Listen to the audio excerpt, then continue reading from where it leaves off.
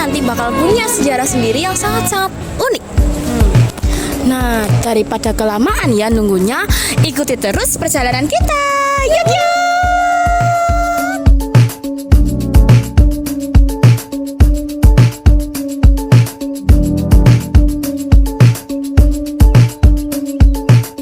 Hai semuanya. Jadi di sini saya berada di Kota Tua. Nah, di sini di daerah Kota Tua ini juga ada peta, yaitu peta Kota Lama Surabaya yang berisikan Kota Tua dan berbagai daerah yang ada di Kota Lama Surabaya. Ikuti selanjutnya ya.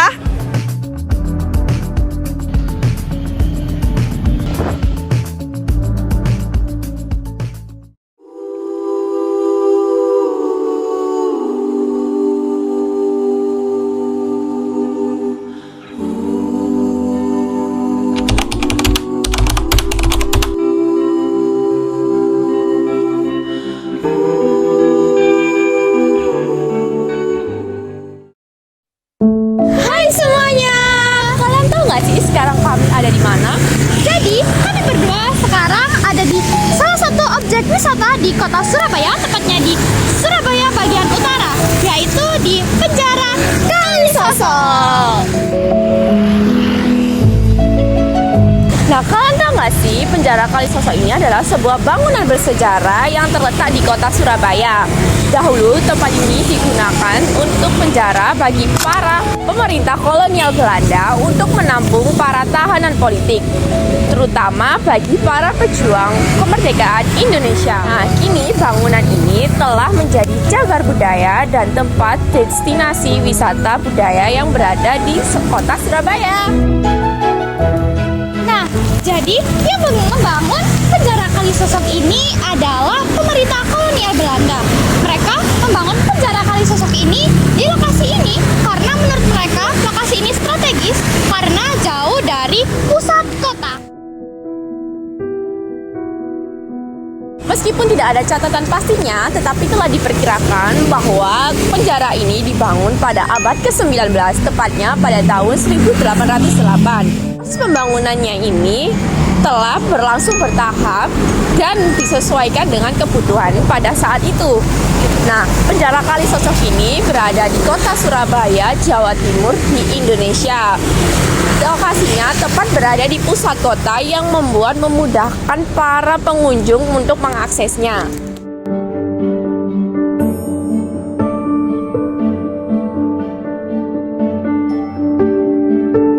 Nah, Penjara Kalisoso ini memiliki nilai sejarah yang sangat tinggi dikarenakan Penjara Kalisoso ini merupakan salah satu saksi bisu bagaimana para perjuang bangsa Indonesia melawan penjajah dalam memperebutkan kemerdekaan Indonesia. Selain itu, bagian-bagian dari bangunan ini memiliki ciri khas pembangunan dalam masa kolonial Belanda sehingga menjadi daya tarik tersendiri bagi wisatawan yang akan datang ke Penjara Kalisoso ini.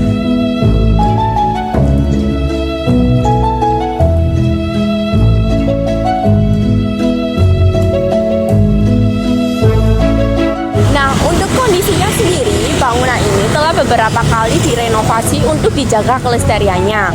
Tetapi tetap saja tak menunjukkan tanda-tanda kerusakan karena usianya.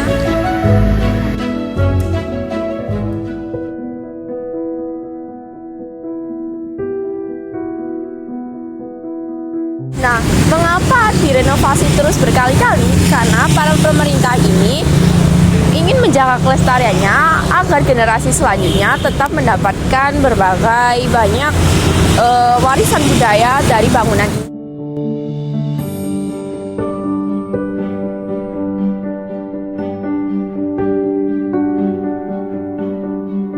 Nah, penjara Kalisosok ini lebih dari sekedar bangunan tua.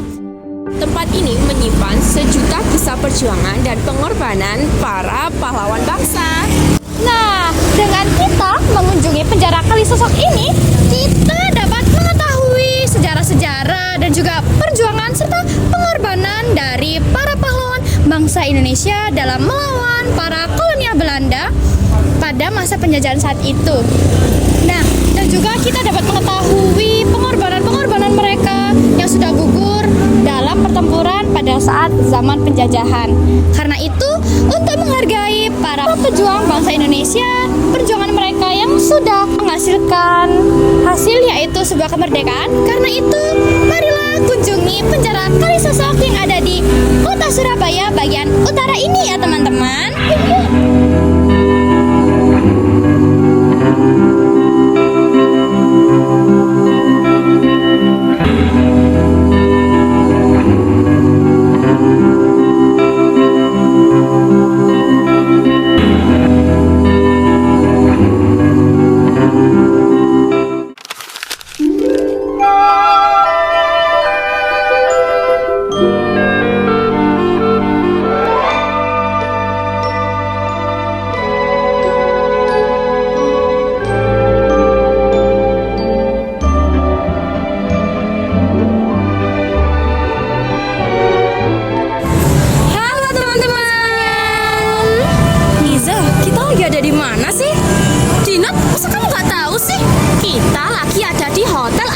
Surabaya teman-teman. Oh jadi ini hotel yang sering banget lewat di story Instagram arek-arek Surabaya. Nah aku jadi kepo tentang hotel ini, kenapa sih? Aku juga kepo nih Nat. Kira-kira sejarah apa yang ada di hotel ini ya, sehingga membuat hotel ini menjadi sangat terkenal di kalangan sosmed maupun dunia maya.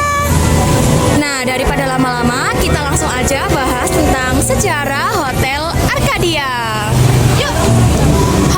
Dia menjadi cagar budaya di Surabaya. Hotel ini didirikan pada tahun 1913. Nah, hotel ini itu dulunya yaitu sebagai kantor dari perusahaan terbesar yang ada di Indonesia yang bernama Geoweri & Co. Nah, Geoweri & Co ini adalah perusahaan terbesar yang bergerak di bidang perkebunan. Nah, Geoweri & Co ini juga menjadi perkebunan yang sangat populer pada saat itu. Untuk Hotel Arcadia sendiri ini memiliki bangunan yang sangat unik dan nyentrik. Bangunannya berbentuk persegi empat memanjang ke belakang. Dulunya bangunan ini bagian depannya difungsikan sebagai kantor dan bagian belakangnya difungsikan sebagai gudang. Namun sekarang dialihfungsikan bagian depannya menjadi lobi dan bagian belakangnya dialihfungsikan menjadi tempat penginapan. Masyarakat Surabaya dulunya mengenal hotel ini menjadi Ibis Raja Wali.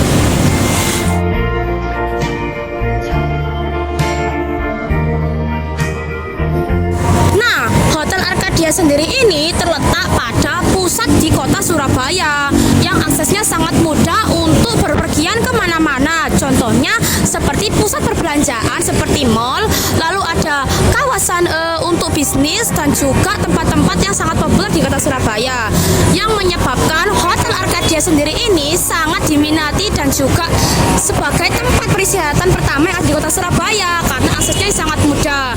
Nah, Hotel Arcadia sendiri ini dibangun karena untuk memenuhi kebutuhan akomoditas warga Surabaya pada saat itu yang sangat berkembang pesat pada dunia perdagangan dan juga industri. Nah, dengan seiringnya perjalanan waktu, nah kan mengikuti perjalanan atau berkembangnya pasar yang ada di Surabaya, Hotel Arcadia sendiri ini akhirnya melakukan renovasi besar-besaran pada seperti bangunan arsitekturnya, lalu pelayanannya, dan juga fasilitasnya yang ada di dalam hotel tersebut, sehingga memberikan pelayanan yang sangat baik dan juga nyaman bagi tamu-tamu yang ingin nginep di sini untuk mengelilingi kota Surabaya maupun ada urusan bisnis di kota Surabaya. Wow, keren sih, Nat, keren. Sama, aku juga sampai nggak bisa berkata-kata lagi loh, saking kerennya Hotel Arcadia ini. Aku juga takjub banget sama Hotel Arcadia ini. Nah, selain Hotel Arcadia, kita akan ke tempat yang nggak kalah menarik nih dari Hotel Arcadia. Nah, kira-kira apa ya? Tapi yang pastinya destinasi berikutnya nggak kalah menarik ya dari Hotel Arcadia ini. Kalian daripada lama-lama, yuk kita langsung aja ke destinasi berikutnya.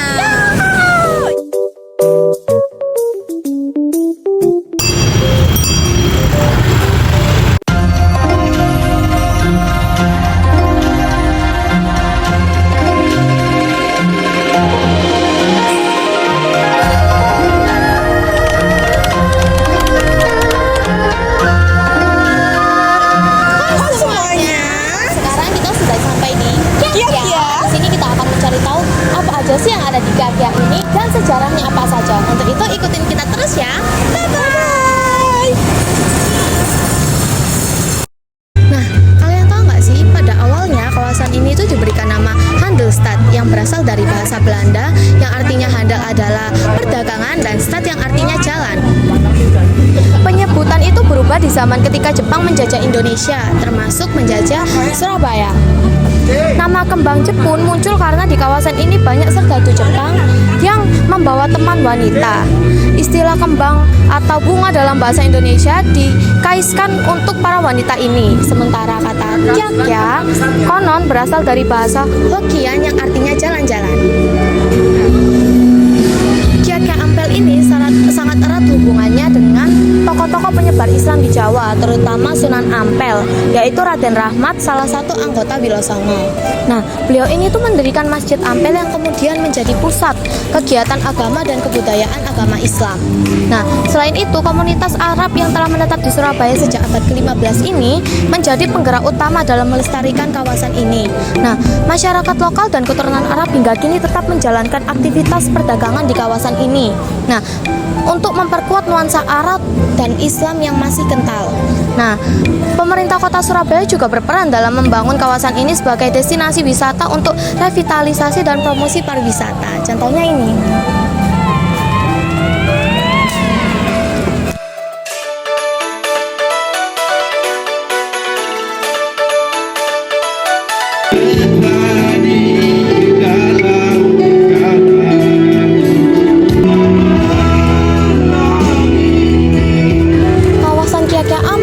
Berkembang sejak abad ke-15 ketika Sunan Ampel mendirikan Masjid Ampel sebagai pusat dakwah dan penyebaran agama Islam di Jawa. Nah, pada masa itu kawasan di sekitar masjid mulai menjadi pusat perdagangan, terutama bagi para pedagang dari Arab yang menetap di Surabaya. Namun, sebagai destinasi wisata, Kiagya Ampel lebih dikenal luas pada awal tahun 2000-an. Nah, ketika pemerintah kota melakukan upaya revitalisasi kawasan untuk menarik lebih banyak wisatawan, kawasan ini tuh resmi menjadi pusat wisata kuliner dan budaya. Nah, di mana sih lokasi Kiagya Ampel ini? Nah, lokasi Kiagya ini terletak di Jalan Ampel Suci, Kecamatan Semampir, Surabaya, Jawa Timur. Lokasi ini berada di sekitar Masjid Ampel. Nah, Masjid Ampel ini masjid tertua yang ada di Indonesia. Selain itu juga, lokasi ini dikenal sebagai salah satu tujuan wisata budaya dan religi paling penting di Surabaya. Selain itu juga, Kiagya Ampel penuh dengan toko dan kios yang menjual berbagai macaman mulai dari makanan sampai dengan aksesoris yang berasal dari Arab. Nah, mengapa Kiagya Ampel penting dan menarik? Dikarenakan Kia Ampel menjadi sangat penting karena nilai sejarah, budaya, dan religi yang dikandungnya. Nah, ada beberapa alasan mengapa kawasan ini sangat menarik. Nah, ada sejarah dan religinya, yaitu Masjid Ampel dan Makam Sunan Ampel merupakan situs bersejarah paling penting dalam penyebaran Islam di Indonesia, terutama di Pulau Jawa. Nah, yang selanjutnya adalah kuliner. Kuliner khas Kia Ampel yaitu ada roti Mariam, kebab, nasi kebuli, dan yang lain-lainnya. Selanjutnya yaitu ada suasana Timur Tengah. Nah, suasana Timur Tengah ini pengunjung bisa merasakan suasana yang unik dengan arsitektur, musik, dan suasana yang sangat mirip dengan lingkungan di Timur Tengah. Nah, yang selanjutnya adalah destinasi wisata religi dan ziarah. Selain berwisata, banyak yang datang ke kawasan ini untuk berziarah ke Makam Sunan Ampel atau beribadah di Masjid Sunan Ampel yang memiliki arsitektur khas dan atmosfer yang menenangkan.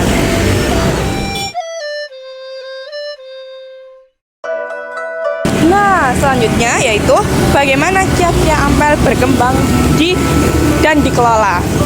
Nah, Kia Ampel awalnya berkembang dari sebuah kawasan religi yang berpusat pada Masjid Ampel yang menjadi pusat pendidikan dan penyebaran Islam di Pulau Jawa, di Jawa Timur pada masa lalu.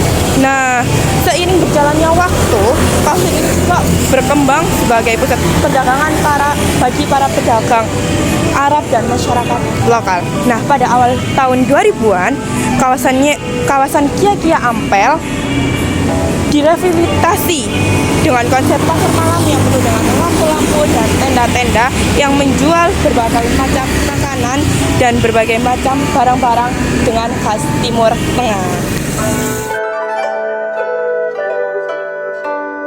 Nah, jadi secara keseluruhan Kia Ampel ini tidak hanya menjadi tempat wisata yang menawarkan kuliner dan budaya, tetapi juga menyimpan nilai-nilai sejarah dan religi yang mendalam, menjadikannya salah satu destinasi unik di Surabaya.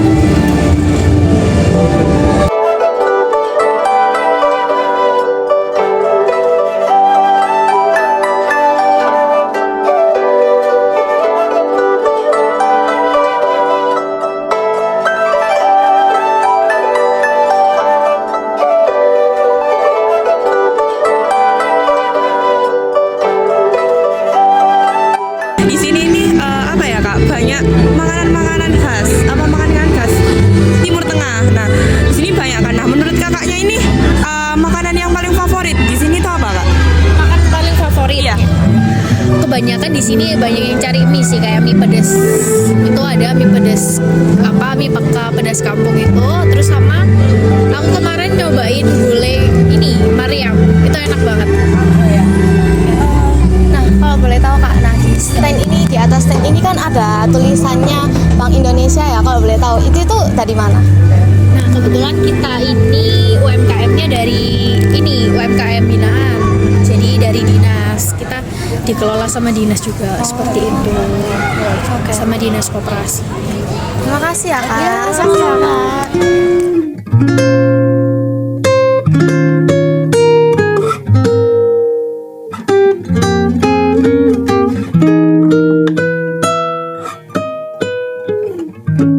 Salah satu makanan khas Tionghoa di sini ada dimsum loh.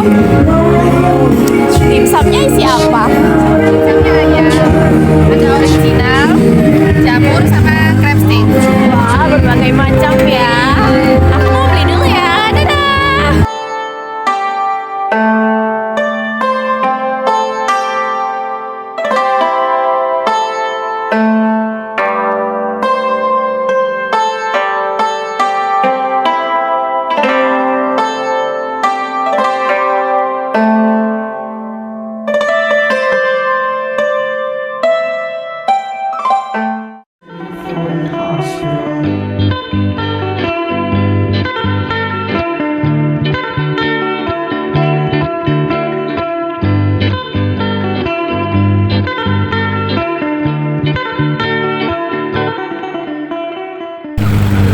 Hai semuanya.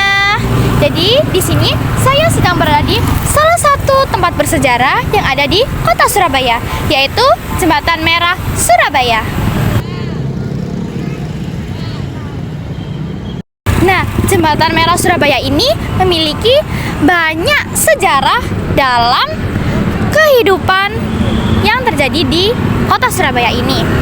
Salah satunya yaitu tentang peperangan yang terjadi pada masa kolonial Belanda, yaitu pada tanggal 10 November tahun 1945, yaitu arek-arek Surabaya melawan tentara-tentara Jepang. Nah, saat itu arek-arek Surabaya menang dengan ditandai tewasnya Jenderal Besar Malabi, yaitu Jenderal dari Belanda.